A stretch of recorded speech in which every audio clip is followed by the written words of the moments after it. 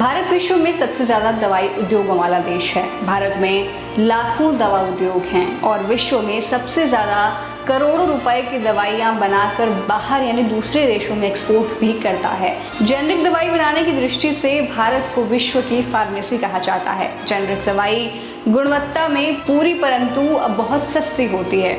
विश्व के बहुत से छोटे गरीब देश भारत की बनी जेनरिक दवाई खरीदते हैं और भारत का आभार भी व्यक्त करते हैं। हिमाचल के लिए एक अहम बात यह है कि देश के इस उद्योग यानी दवा उद्योग का 40% उत्पादन हिमाचल प्रदेश में ही होता है और इसी बात को ध्यान में रखते हुए भारत सरकार द्वारा हिमाचल प्रदेश में 2 महत्वपूर्ण परियोजनाएं बल्क ड्रग पार्क तथा मेडिकल डिवाइस नाम से लगाई जा रही है। इन 2 नई योजनाओं से हजारों लोगों को रोजगार मिलेगा और हिमाचल को पूरे देश में एक नई पहचान मिलेगी। लेकिन वहीं देखा जाए तो भ्रष्टाचार भी इस कदर फैल रहा है कि हिमाचल को ये इतनी बड़ी 2 परियोजनाएं मिलने के बाद भी अगर देखें तो पिछले 6 महीने में पूरे देश की 292 दवाओं के सैंपल फेल हुए हैं और सरकार का इस तरफ कोई ध्यान नहीं है कि उन 292 दवाओं में से 93 दवाइयाँ हिमाचल प्रदेश की हैं। वहीं इससे भी बड़ा धब्बा इन उद्योगों को तब लगा जब कुछ समय पहले हिमाचल प्रदेश की बनी दवाइयों से दुनिया के कुछ देशों में बहुत से लोगों की मौत हो गई थी।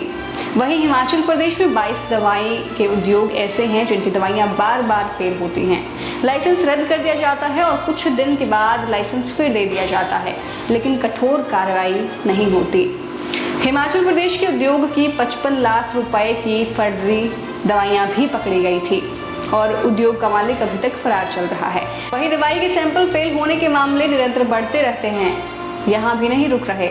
इसी कड़ी में जून के महीने में हिमाचल प्रदेश में बनी 14 समेत देश की 48 दवाओं के सैंपल फेल हो गए। हिमाचल प्रदेश में जिन 14 दवाइयों के सैंपल फेल हुए हैं उनमें सोलन की 8, कांगड़ा सिरमौर की 2 और ऊना जिले में बनी 1 दवा शामिल है। Central drugs standards control organisation ने जून के ड्रग अलर्ट में ये दवाएं मानकों पर सही नहीं पाई हैं।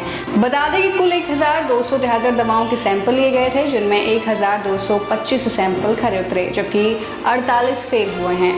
एंजाइना की दवा खून के थक्के रोग, संक्रमण रोकने, बाल झड़ने, एनीमिया, अस्थमा, त्वचा संक्रमण और उच्च रक्तचाप, इसके अलावा आंख की रोशनी और एलर्जी की दवा के अलावा एसिड के सैंपल भी फेल हो गए हैं। ड्रग कंट्रोलर नवनीत मरवाहा ने बताया कि सैंपल फेल होने वाले उद्योगों को नोटिस जारी कर दिए गए हैं। पिछले कल भाजपा के वरिष्ठ नेता और हिमाचल प्रदेश के पूर्व मुख्यमंत्री शांता कुमार ने भी अपने बयान में कहा कि बार बार कुछ ही उद्योगों की दवाओं के सैंपल फेल हो रहे हैं तो इन्हें ब्लैकलिस्ट क्यों नहीं किया जाता। आपका इस पर क्या कहना है जरूर बताएं। तब और बने रहें द न्यूज़ फॉर के साथ। नमस्कार।